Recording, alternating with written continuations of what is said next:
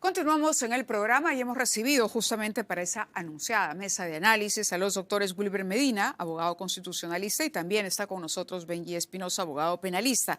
Evidentemente, de lo que se trata es de analizar y entender mejor cuáles son las claves para comprender la condena el día de hoy contra Martín Vizcarra.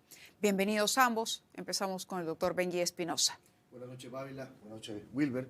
¿Cree en principio que la sentencia está bien sustentada? Yo creo que es una sentencia correcta.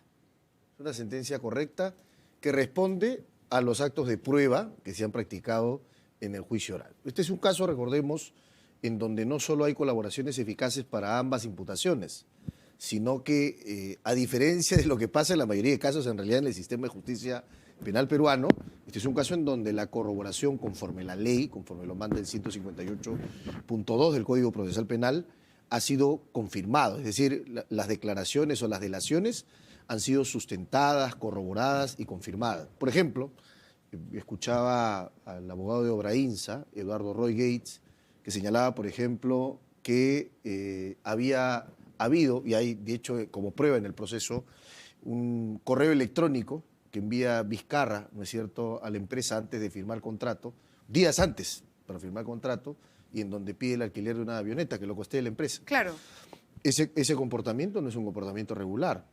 De hecho, si eso se prueba, eso es un hecho que suma a una cadena de hechos indiciarios para poder construir lo que se conoce como prueba indiciaria. Correcto. La condena de Vizcarra se basa en pruebas indiciarias. Exacto. Pruebas Eso indiciarias. es, pruebas indiciarias. Pruebas indiciarias. Y además, pruebas directas.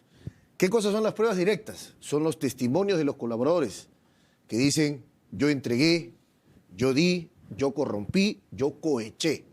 Eso es prueba directa, el testimonio. Pero se sustenta en prueba indiciaria sobre todo, ¿qué cosa? La construcción de la corroboración. A mí me parece que en esa línea creo que encuentra solidez y justificación el fallo condenatorio contra Vizcarra. Doctor Medina, sus comentarios. Bueno, coincido con Benji, la sentencia es correcta. No esperaba menos de Fernanda Yasta, a quien conocí dictando cátedra de Derecho en la Facultad de la UNIFE, allá por el año 2003, 2004. Una persona muy correcta, muy estructurada, muy estudiosa.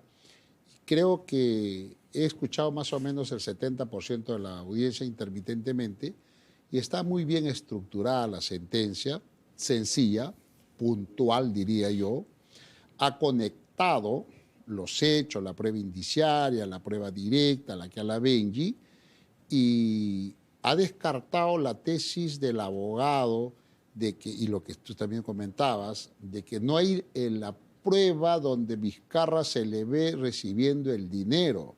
Por eso, ahí estaba el reto que tenía el fiscal Germán Juárez Atoche precisamente. Por eso es que era una investigación compleja y por eso en este caso se ha podido destacar la figura del mecanismo de colaboración eficaz. Claro. ¿Usted diría fundamental? A ver, ha coadyuvado. A ver, ¿qué ha dicho la sala? Está probado que ha habido comunicación durante la celebración de estos contratos. Sí. Está probado que Vizcarra compareció a las oficinas de estas empresas constructoras. Sí. Está a que va un presidente regional a una oficina de un proveedor. O sea, eso no es normal. Bueno, él ya había dado su versión sobre eso, ¿no? De que sí, de que fue circunstancial, para afinar casos del proyecto, pero no es normal. Están las declaraciones de los testigos. Hay 7 colaboradores eficaces con delación corroborada, 2 personas jurídicas colaboradoras. Y los testigos, hay coincidencia de las declaraciones de los testigos en el tiempo, son uniformes, son repetitivas las declaraciones, y hay un tema adicional. La sala dice que no ha habido enemistad entre los testigos y el señor Vizcarra. ¿Recuerdas tú, Mávila, que Vizcarra decía lo hace por venganza? O para salvarse o para de la salvarse, imputación. ¿no? Entonces, no, toda la corroboración en este caso de estos delatores han sido muy bien, como señala el tema de la avioneta, la circunstancia, la geolocalización ha jugado un papel importante. Es interesante ver cómo se utiliza la geolocalización. Doctora Espinosa, en el caso suyo como penalista, ¿cómo esta geolocalización se puede convertir también o sumar a estas pruebas indiciarias de carácter indiciario que usted ha dicho han terminado por completar el rompecabezas? Exacto. Y precisamente de eso se trata un proceso penal. El proceso penal es un método para alcanzar la verdad, y la verdad se alcanza reconstruyendo los hechos. Y en esa línea ha sido de orden fundamental la geolocalización o georreferenciación, que básicamente, para que nos entienda la audiencia, significa básicamente que cuando uno se encuentra, digamos, con el celular y en movimiento en determinados lugares y uno hace llamadas, tiene comunicaciones, esas llamadas y esas comunicaciones nos ubican en determinados espacios. Ahorita estamos, se quieren ubicar, hoy día, tal fecha, tal hora, dónde está Wilber Medina, Benji, Mávila, va a determinar porque contestamos el teléfono y se activan las celdas que están ubicadas cerca. Determina que estamos acá, con precisión. Es un margen, digamos, tiene un margen de metros y en donde ha jugado en contra de Vizcarra, porque normalmente pues la persona puede decir, no, yo no fui ahí, yo no estuve ahí, no tuve tal encuentro, pero la geolocalización, no es verdad, bien llevada, además sustentada pericialmente, finalmente termina derruyendo cualquier argumento de refutación en ese sentido. El tema de los Ese billetes. temita, ¿recuerda que él decía que yo estaba en el jockey y no estaba en Alameda del Corregidor? Sí. ¿Qué cosa descartó? La geolocalización. El otro tema que ha llamado la atención, y por lo curioso que resulta, es el peritaje que se hace sobre la cantidad de billetes de 200 soles que pueden entrar en un sobre. ¿No? Hay quienes dicen, hombre, pero así, bueno, el abogado ha dicho que en eso se ha fundamentado la sala, pero es interesante para rescatarlo, digamos, ¿no? ¿Por qué era importante finalmente hacer ese peritaje? Bueno, es un peritaje físico-químico. Acá lo que hay que explicar es que, a mi modo de ver, yo siendo juez hubiese obviado el peritaje, porque los jueces fallan básicamente con el sentido común, con la regla de experiencia. Entonces, básicamente para uno demostrar, digamos, en regla de experiencia que determinados billetes de 200 soles, ¿no es cierto?, pueden entrar en un sobre determinado, digamos, básicamente hay que tener un aproximado. O sea, no necesita una pericia ahí, ojo. Pero sí me parece interesante. No representa algo. complejidad. Exacto, no es complejo. Pero sí me parece algo interesante. Yo recuerdo el juicio Jay Simpson. En el juicio Jay Simpson, que es el juicio más mediático de la historia de los Estados Unidos, hasta hoy, hubo una gran discusión. La discusión se centró en que el guante que se encuentra, no es verdad, por el doble asesinato, si cabía en la mano de Jay o no. Y entonces finalmente la defensa se lo sugiere a la fiscalía cae en la trampa, le dice, a ver, que el señor O.J. Simpson se pruebe el guante y no entró. ¿Por qué traigo a colación el tema del guante del juicio O.J. Simpson al juicio Vizcarra? ¿En qué aplica? En el tema de los sobres. Yo, por ejemplo, como abogado hubiese hecho este ejercicio. Traigo acá, ¿no es cierto?, réplicas de billetes en un sobre de este tipo y los hago entrar, a ver si entra o no entra. Hubiese sido una grandiosa oportunidad para poder ejercitar esa hipótesis de contrarrefutación de la defensa, ¿no? Es interesante. Ahora, ha sido un caso complejo y hay quienes dicen que Vizcarra estuvo a punto de eludir si no hubiera sido por todo lo que estamos conversando ahora, porque los hechos se remontan entre los años 2011 y 2014, cuando él fue gobernador. Hoy por la mañana conversábamos con el excongresista Almerí, que en ese momento era de la bancada de Perú Posible, y él ya hablaba de indicios en ese momento, incluso funcionarios del gobierno regional, ¿no?, y la sociedad civil, el periodismo moqueguano, que denunciaba estos actos de corrupción. Fíjense ustedes la cantidad del tiempo que ha tenido que transcurrir y el papel, en este caso, del equipo especial Lavallato. ¿Reconocerían un mérito, en este caso, al equipo especial? Por supuesto. A ver, se critica lo que está mal y lo que está bien hay que reconocer. Esto es un mérito de un fiscal como Juárez Atoche, discreto, ha hecho su chamba, muy bien por él, y hay que felicitarlo. Porque ha sabido construir un caso, mira, hace bastante tiempo, y esto reivindica la vacancia de Vizcarra. Le da la razón a los 105 congresistas que lo vacaron. y lo bancaron por estos hechos. Así es. ¿Recuerdas? Adicional por lo de la vacuna, pero básicamente por estos hechos.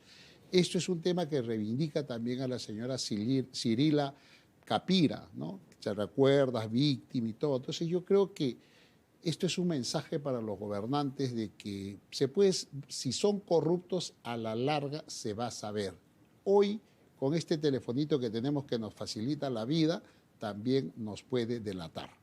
Por lo tanto, hoy este juicio del caso Vizcarra nos da muchas lecciones para los abogados, para todas las personas y sobre todo para los funcionarios. Ahora, pero se puede la mentir pregunta, en el tema, solo quiero pensar, sí. Mira qué detalle de la defensa tan tonto, ¿no? Si en una sobre Manila puede entrar tan, por Dios. Claro, a lo que iba es a que finalmente, ¿no? Antes de que estallara el escándalo de Lavallato y antes de que se formara este grupo, ya el caso, las denuncias, vuelvo a repetir, se ventilaban en la prensa de Moquegua. Pero claro, se ventilaban ya allá. estaban. Y no hay que perder de vista esto. Pero Vizcarra aceleró y liquidó al señor Pedro Chávarri, que es el que desempolva estas y lo quería impulsar. correcto, María. pero el caso había quedado ahí. Y finalmente el que consigue llevar ante los tribunales es Germán Juárez Atoche. ¿Dirían que esto también, como usted dice, legitima o va en favor de lo que fue la vacancia contra Vizcarra? También reconoce que el equipo especial Lavallato ha logrado algunas condenas importantes como esta. Claro que sí, pero muy mínimo. Y acá Juárez Atoche es un fiscal, te decía, discreto, distinto al otro, a uno que tiene más exposición, que no ha logrado mucho. Y más bien yo quiero llamar la atención acá, ¿qué hacía el señor Vela Barba hoy día en la audiencia? Y se ubica muy bien Vela Barba. Pero porque él sabe es el fiscal coordinador del equipo. Sí, es coordinador, pero no es su trabajo. Él ha ido allí a figuretear. No tiene competencia. Es una opinión. No, pero María, te voy a explicar. Técnicamente no tiene por qué participar en esa audiencia, porque esa audiencia el fiscal... ¿Estaba prohibido de asistir? Pero tampoco está obligado. Bueno, ¿qué dice la ley? Bueno, Que dirima Benji. No está obligado. El doctor. No está obligado ahí. No está ¿cierto? obligado, pero por eso hago la repregunta. Yo centraría los efectos creo que Juárez Atoche particularmente, como parte del equipo Lavallato, se ha anotado un gol.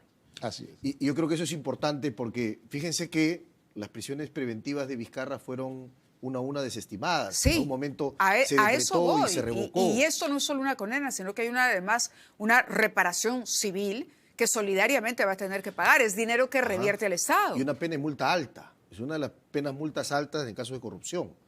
Casi Cercano a 1000 días, los no sé, 100.000 soles. sí. Entonces, pero ¿por qué me centro en el trabajo de Germán Juárez?